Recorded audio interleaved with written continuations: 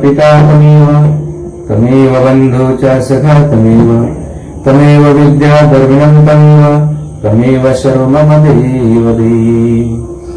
गुरुर्ब्रह्मा गुरुर्विष्णु गुरुर्देवो महेश्वर गुरु साक्षात् परब्रह्म तस्मै श्री गुरुवे नमः। कर्पूरगौरं करुणावतारं संसारसारं भुजगेन्द्रहारं सदा वसन्तं हृदयारविन्दे भवं भवानी सहितं नमामि। नमः शिवाय नमः शिवाय नमः शिवाय नमः शिवाय।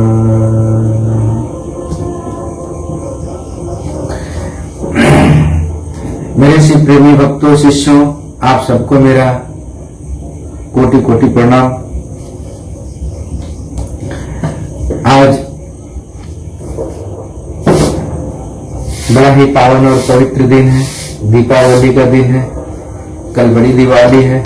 एडवांस में आप सबको जीवन में दिवाली दीपों का त्योहार है।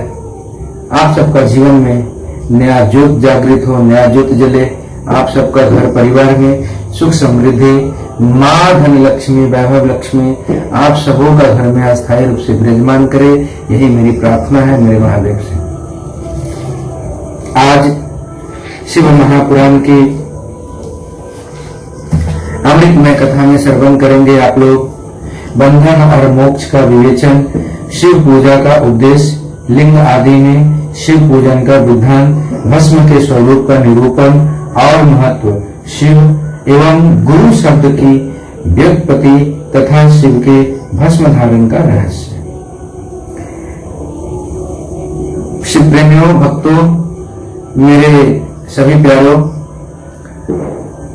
कथा जिस दिन बड़ी होगी उस दिन 2 भाग में सुनाऊंगा और इसे मैं सिर्फ संकल्प ये है मेरा कि मैं केवल शिव पुराण को पढ़कर सुनाऊं, क्योंकि शिव पुराण को एक एक शब्द को समझाने में, एक एक अध्याय को समझाने में अगर कम से कम भी बोलूं तो एक एक अध्याय समझाने में 2 से 4 घंटा लगेगा। एक एक अध्याय मतलब एक एक पाठ का, एक एक संहिता का, एक एक पन्ना का समझाने का बात मैं बताऊं तो इसीलिए ये शिव महापुराण की कथा नहीं है, मैं शिव महापुराण सुना रहा हूं आपको, जिसे सुनने मात्र से जीवन का कल्याण होता है, जीव का कल्याण होता है, जीव से शिव बनते हैं। वो शिव महापुराण में सुनाने का प्रयास कर रहा हूं, क्योंकि कथाओं तो आप लोगों ने बहुत सुने होंगे, सुनते रहते हैं, लेकिन डायरेक्ट शिव महापुराण ये पुराण कहती क्या है। हर कोई को समय नहीं होता कि पढ़ पाता है। कितने ऐसे भाई हैं जो पढ़ने में असमर्थ हैं, कोई भी प्रॉब्लम हो सकता है, रोशनी की प्रॉब्लम हो या पढ़े लिखे उतने नहीं हो। तो मैं कोशिश कर रहा हूं। और सबसे बड़ी बात है कि शिव पुराण में है क्या। शिव पुराण के कुछ टुकड़े लेकर के लोग शिव महापुराण की कथा करते हैं, लेकिन पूरा शिव महापुराण का रहस्य नहीं बताया जाता। लेकिन अगर इसे आप सुनेंगे प्रतिदिन तो पूरा शिव महापुराण का ओरिजिनल रहस्य के बारे में पता चलेगा और शिव कहते क्या है, शिव महापुराण से मिलता क्या है, आपको साक्षात इस पुस्तक से मिलेगा जो शिव महापुराण है। तो वीडियो को आगे बढ़ाते हैं, ज्यादा लंबा नहीं करते हैं। ऋषि बोले, सर्वज्ञ श्रेष्ठ सूत जी, बंधन और मोक्ष का स्वरूप क्या है यह हमें बताइए। ऋषि बोले, ऋषियों जो सुन रहे थे, सूत जी ने कहा, महर्षियों में बंधन और मोक्ष का स्वरूप तथा मोक्ष के उपाय का वर्णन करूंगा, तुम लोग आदर पूर्वक सुनो। जो प्रकृति आदि 8 बंधनों से बंधा हुआ है वह जीव बद्ध कहलाता है, और जो उन 8 बंधनों से छूटा हुआ है उसे मुक्त कहते हैं। प्रकृति आदि को वश में कर लेना मोक्ष कहलाता है। बंधन आगंतुक है और मोक्ष स्वतः सिद्ध है। बद्ध जीव जब बंधन से मुक्त हो जाता है तब उसे मुक्त जीव कहते हैं। प्रकृति, बुद्धि, महत्व, त्रिगुणात्मक अहंकार और 5 तन्मात्राएं हैं, मात्राएं इन्हें ज्ञानी पुरुष प्रकृत्याधष्ट का मानते हैं, प्रकृत्याधष्टक मानते हैं। प्रकृति आदि 8 तत्वों के समूह से देह की उत्पत्ति हुई है। देह से कर्म उत्पन्न होता है और फिर कर्म से नूतन देह की उत्पत्ति होती है। इस प्रकार बारंबार जन्म और कर्म होते रहते हैं। शरीर को स्थूल, सूक्ष्म और कारण के भेद से 3 प्रकार का जानना चाहिए। स्थूल शरीर जागृत अवस्था में व्यापार करने वाला, सूक्ष्म शरीर जागृत और स्वप्न अवस्था में इंद्रिय भोग प्रदान करने वाला तथा कारण शरीर सुषुप्त अवस्था में आत्मनंद की अनुभूति कराने वाला कहा गया है। जीवों को उसके प्रारब्ध कर्मानुसार सुख दुख प्राप्त होते हैं। वह अपने पुण्य कर्मों के फलस्वरूप सुख और पाप कर्मों के फलस्वरूप दुख का उपभोग करता है। अतः कर्म पाप से बंधा हुआ जीव अपने त्रिविध शरीर से होने वाले शुभाशुभ कर्मों द्वारा सदा चक्र की भांति बारंबार घुमाया जाता है। इस चक्रवत भ्रमण की निवृत्ति के लिए चक्रकर्ता का स्तवन एवं आराधना करना चाहिए। प्रकृति आदि जो 8 पास बतलाए गए हैं उनका समुदाय ही महाचक्र है और जो प्रकृति से परे हैं वे परमात्मा शिव हैं। भगवान महेश्वर ही प्रकृति आदि महाचक्र के कर्ता हैं, क्योंकि वे प्रकृति से परे हैं। जैसे महाकायन नामक वृक्ष का ठाला जल को पीता और उगलता है। क्या कहते हैं? महेश्वर ही प्रकृति आदि महाचक्र के कर्ता हैं, क्योंकि वे प्रकृति से परे हैं। जैसे बकायन नामक वृक्ष का ठाला जल को पीता है और उगलता है, उसी प्रकार शिव प्रकृति आदि को अपने वश में करके उस पर शासन करते हैं। उन्होंने सबको वश में कर लिया है, इसलिए वे शिव कहे गए हैं। शिव ही सर्वज्ञ, परिपूर्ण तथा निष्क्रिय है। सर्वज्ञता, तृप्ति, अनादि बोध, स्वतंत्रता, नित्य अलुप्त शक्ति से संयुक्त होना और अपने भीतर अनंत शक्तियों को धारण करना, महेश्वर के इन 6 प्रकार के मानसिक ऐश्वर्यों को केवल वेद जानता है। अतः भगवान शिव के अनुग्रह से ही प्रकृति आदि 8 तत्व वश में होते हैं। भगवान शिव का कृपा प्रसाद प्राप्त करने के लिए उन्हीं का पूजन करना चाहिए। यदि कहे शिव तो परिपूर्ण है, निष्क्रिय है, उनकी पूजा कैसे हो सकती है, तो इसका उत्तर यह है कि भगवान शिव के उद्देश्य से उनकी प्रसन्नता के लिए किया हुआ सत्कर्म उनके कृपा प्रसाद को प्राप्त करने वाला होता है। शिवलिंग में, शिव की प्रतिमा में तथा शिव भक्त जनों में शिव की भावना करके उनकी प्रसन्नता के लिए पूजा करनी चाहिए। वह पूजन शरीर से, मन से, वाणी से और धन से भी किया जा सकता है। उस पूजा से महेश्वर शिव जो प्रकृति से परे हैं पूजकर विशेष कृपा करते हैं और उनका वह कृपा प्रसाद सत्य होता है। शिव की कृपा से कर्म आदि सभी बंधन अपने वश में हो जाते हैं।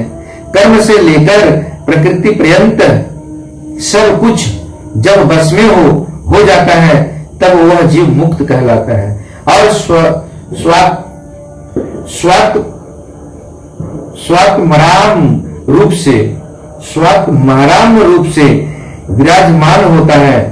परमेश्वर शिव की कृपा से जब कर्म जनित शरीर अपने वश में हो जाता है तब भगवान शिव के लोक में निवास का सौभाग्य प्राप्त होता है। इसी को सालोक्य मुक्ति कहते हैं। जब तन मात्राएं वश में हो जाती है तब जीव जगदम्बा सहित शिव का सामीप्य प्राप्त कर लेता है। यह सामीप्य मुक्ति है। उसके आयुध आदि और क्रिया आदि सब कुछ भगवान शिव के समान हो जाते हैं। भगवान का महाप्रसाद प्राप्त होने पर बुद्धि भी वश में हो जाती है। बुद्धि प्रकृति का कार्य है उसका वश में होना सारष्टी मुक्ति कहा गया है। पुनः भगवान का महान अनुग्रह प्राप्त होने पर प्रकृति वश में हो जाएगी। उस समय भगवान शिव का मानसिक ऐश्वर्य बिना यत्न के ही प्राप्त हो जाएगा। सर्वज्ञता और तृप्ति आदि जो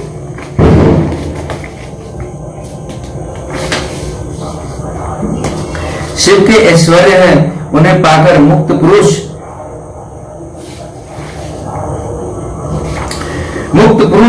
अपने आत्मा में ही विराजमान होता है। वेद और शास्त्रों में विश्वास रखने वाले विद्वान पुरुष इसी को साहिज्य मुक्ति कहते हैं। इस प्रकार लिंग आदि में शिव की पूजा करने से क्रमशः मुक्ति स्वतः प्राप्त हो जाती है। इसलिए शिव का कृपा प्रसाद प्राप्त करने के लिए तत्संबंधी क्रिया आदि के द्वारा उन्हीं का पूजन करना चाहिए। शिव क्रिया, शिव तप, शिव मंत्र जप, शिव ज्ञान और शिव ध्यान के लिए सदा उत्तरोत्तर अभ्यास बढ़ाना चाहिए।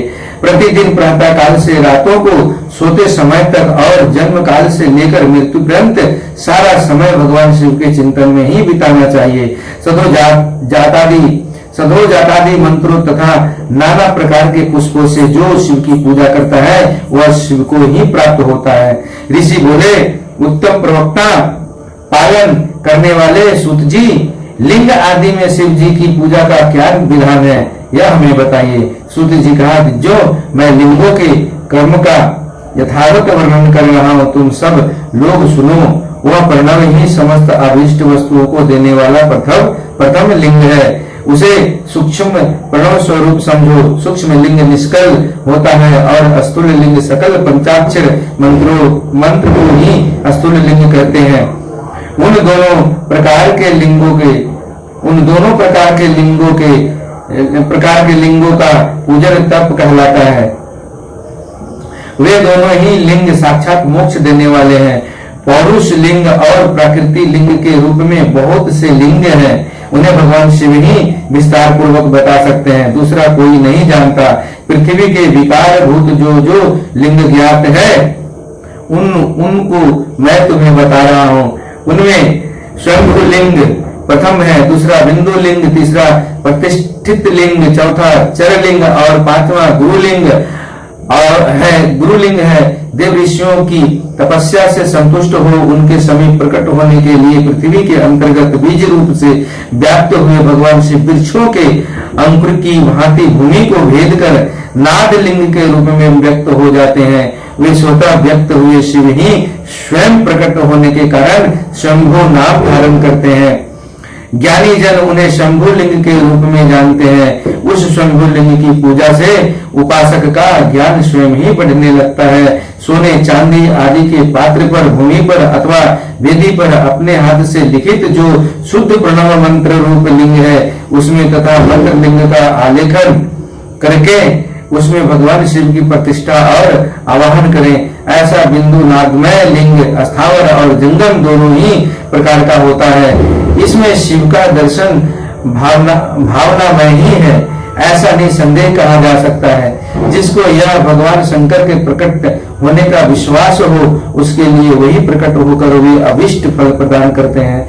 अपने हाथ से लिखे हुए यंत्र में अथवा अकृत्रिम स्थावर आदि में भगवान शिव का आवाहन करके 16 उपचारों से उनकी पूजा करें। ऐसा करने से साधक स्वयं ही ईश्वर को प्राप्त कर लेता है और इस साधन के अभ्यास से उसको ज्ञान भी होता है। देवताओं और ऋषियों ने आत्म सिद्धि के लिए अपने हाथ से वैदिक मंत्रों के उच्चारण पूर्वक शुद्ध मंडल में शुद्ध भगवान द्वारा जिस उत्तम शिवलिंग की स्थापना की है उसे पौरुष लिंग कहते हैं तथा वही प्रतिष्ठित लिंग कहलाता है। उस लिंग की पूजा करने से सदा पौरुष सूर्य की प्राप्ति होती है। महान ब्राह्मण और महाधनी राजा किसी कारीगर से शिवलिंग का निर्माण कराकर जो मंत्र पूर्वक उसकी स्थापना करते हैं उनके द्वारा स्थापित हुआ लिंग भी प्रतिष्ठित लिंग कहलाता है। किंतु वह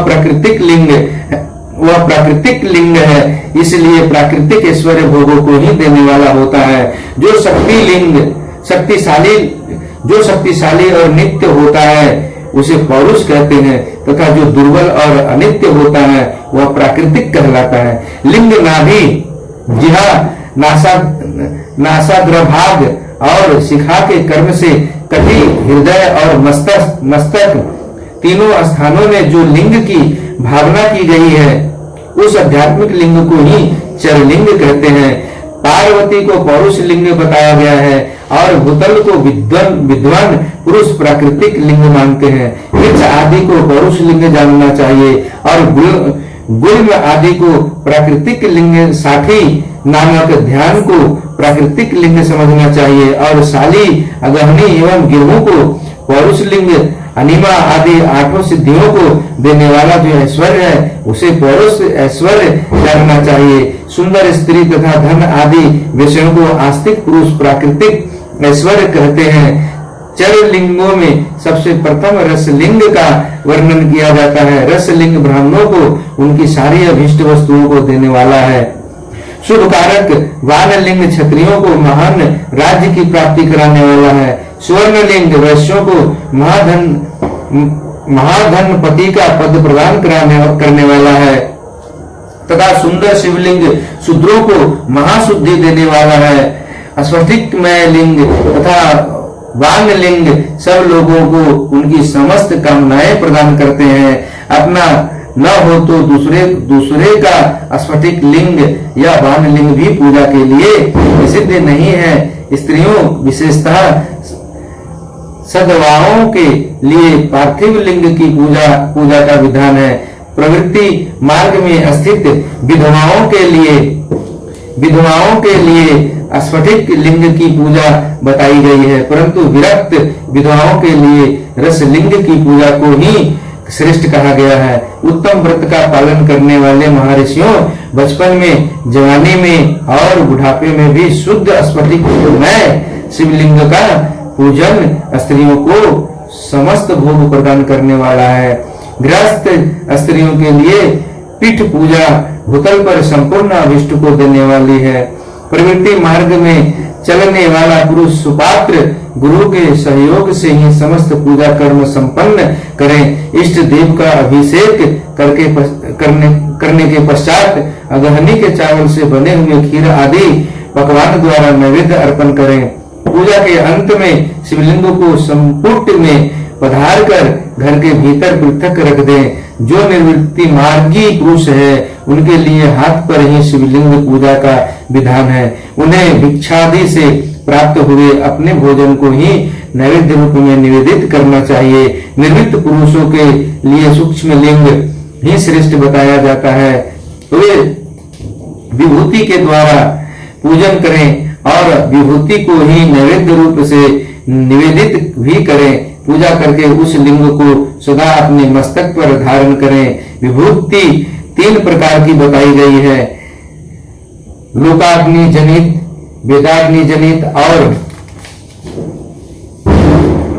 शिवाग्नि जनित। लोकाग्नि जनित या लौकिक भस्म को द्रव्यों की शुद्धि के लिए लगाकर रखें। मिट्टी, लकड़ी और लोहे के पात्रों की, धान्यों की, तिल आदि द्रव्यों की, वस्त्र आदि की तथा प्रयुषित वस्तुओं की भस्म से शुद्धि होती है। कुत्ते आदि से दूषित हुए पात्रों की भी भस्म से ही शुद्धि मानी गई है। वस्तु विशेष की शुद्धि के लिए यथा योग्य सजल अथवा निर्जल भस्म का उपयोग करना चाहिए। वेदाग्नि जनित जो भस्म है उसको उन वैदिक कर्मों के अंत में धारण करना चाहिए। मंत्र और क्रिया से जनित जो होम कर्म है वह अग्नि में भस्म का रूप धारण करता है। उस भस्म को धारण करने से वह कर्म आत्मा में आरोपित हो जाता है। अघोर मूर्तिधारी शिव का जो अपना मंत्र है उसे पढ़कर बेल की लकड़ी को जलाएं। उस मंत्र से अभिमंत्रित अग्नि को शिवाग्नि कहा गया है। उसके द्वारा जले हुए काष्ठ का जो भस्म है वह शिवाग्नि जनित है। कपिला गाय के गोबर अथवा गाय मात्र के गोबर को तथा समी, पीपल, प्लास, बड़, अमलतास और बेर इनकी लकड़ियों को शिवाग्नि से जलाए वह शुद्ध भस्म शिवाग्नि जनित माना गया है। अथवा कुश की अग्नि में शिव मंत्र के उच्चारण पूर्वक काष्ठ को जलाए, फिर उस भस्म को कपड़े से अच्छी तरह छानकर नए घड़े में भरकर रख दें, उसे समय समय पर अपनी कांति या शोभा की वृद्धि के लिए धारण करें। ऐसा करने वाला पुरुष सम्मानित एवं पूजित होता है। पूर्व काल में भगवान शिव ने भस्म शब्द का ऐसा ही अर्थ प्रकट किया था। जैसे राजा अपने राज्य में सारभूत कारकों ग्रहण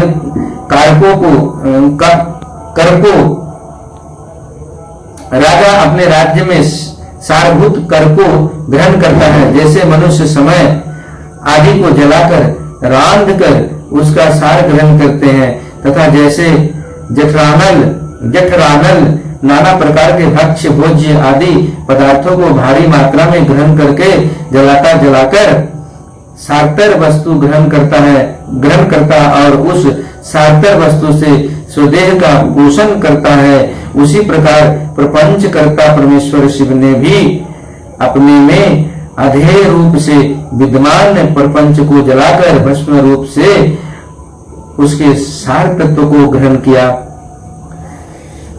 है। प्रपंच को दग्ध करके शिव ने उसके भस्म को अपने शरीर में लगाया है। राख बभूत पोतने के बहाने जगत के सार को ही ग्रहण किया है। अपने शरीर में अपने लिए रत्न स्वरूप भस्म को इस प्रकार स्थापित किया है। आकाश के सार तत्व से, केश वायु के सार तत्व से, मुख अग्नि के सार तत्व से, हृदय जल के सार तत्व से, कटिभाग और पृथ्वी के सार तत्व से घुटनों को धारण किया है। इसी तरह उनके सारे अंग विभिन्न वस्तुओं के सारे रूप हैं। महेश्वर ने अपने ललाट में तिलक रूप से जो त्रिपुंड धारण किया है वह ब्रह्मा विष्णु और रुद्र का सार तत्व है।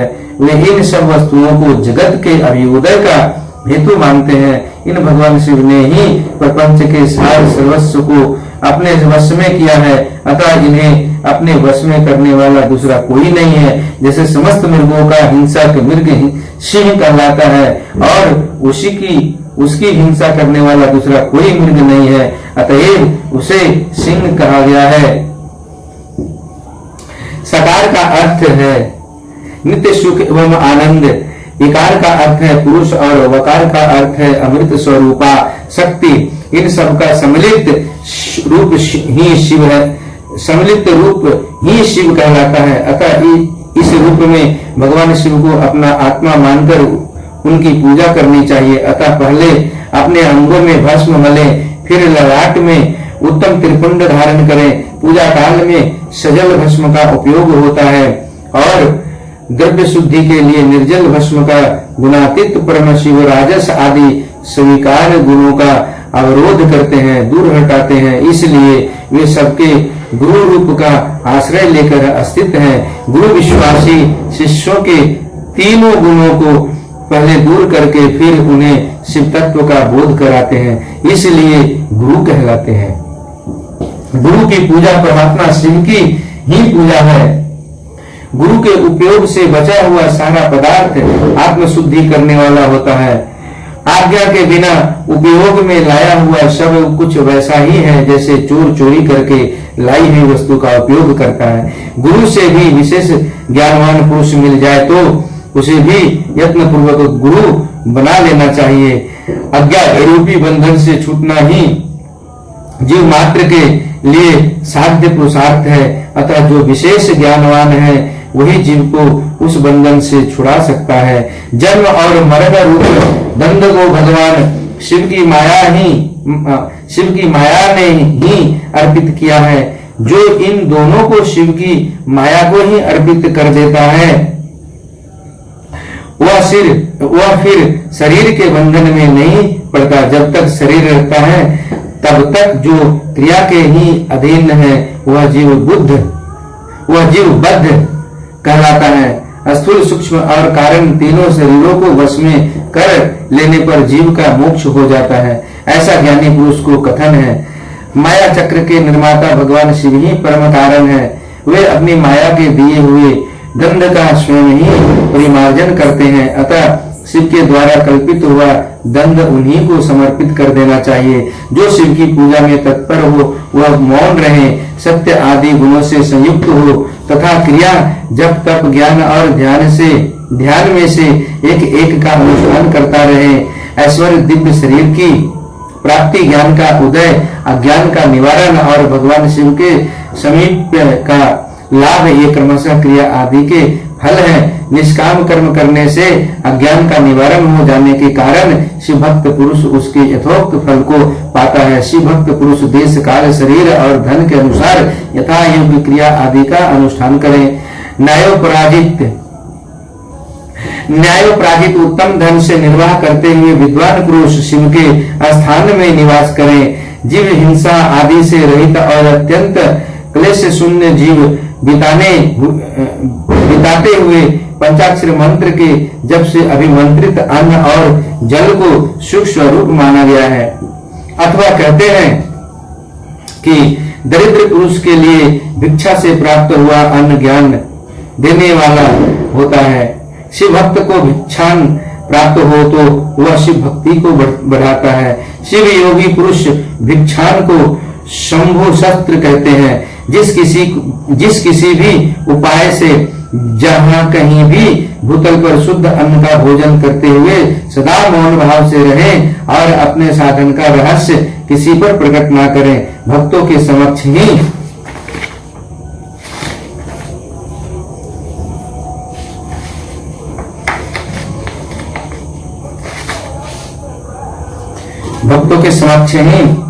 शिव के महात्म्य को प्रकाशित करें। शिव मंत्र के रहस्य को भगवान शिव ही जानते हैं, दूसरा कोई नहीं।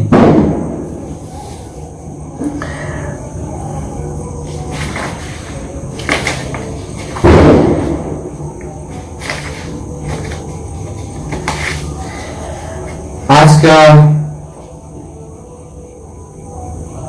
विंध्येश्वर संगीता का 17वां अध्याय आज यहीं पे समापन गुरु चरणों में विराम करता हूं।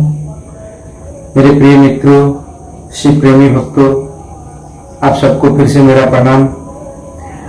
आप सबके जीवन में मेरे गुरु महादेव, मेरे भगवान शिव, मेरे भोलेनाथ, मेरे पिता माता, मेरे महादेव, आप सबका जीवन में दिवाली पर्व पे आप सबका जीवन में नया ज्योत जगाएं, जो आप सबका मन को शिव से जोड़े, आप सबका जीवन शिवमय हो, आप सबका जीवन महादेव सुखमय करें।